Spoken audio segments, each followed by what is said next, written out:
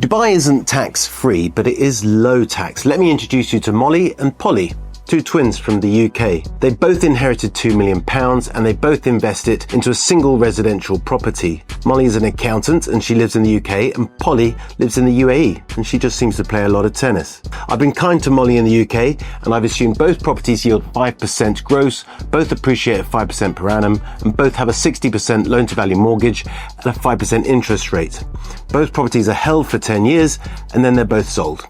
Because Molly is an accountant, she uses a limited company and she's taxed at the higher marginal rate. This is how she compares to her twin sister Polly in the UAE. And the problem begins right at the start because Molly has to use a load of her equity to cover her transaction costs, which depletes her capital right at the beginning, and then she's off to a losing start. After 10 years, Molly's made £3.8 million and her return is 192%, which is nice, but Polly's made £5.6 million and her return is 279%.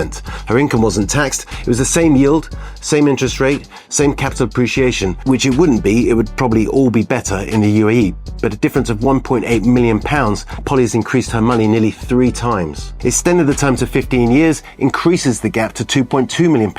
And Molly and Polly both have children, but I'm going to stop there because that's inheritance tax, and I think I've said enough. In the UK, investors are paying up to 15% stamp duty, sometimes more. The transaction costs are huge. In Dubai, the land department charges a 4% fee.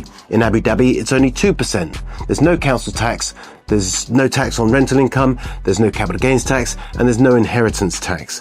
Companies receive an allowance of $100,000 tax-free, after which it's 9%. Unless it's an international company, because then it's 0.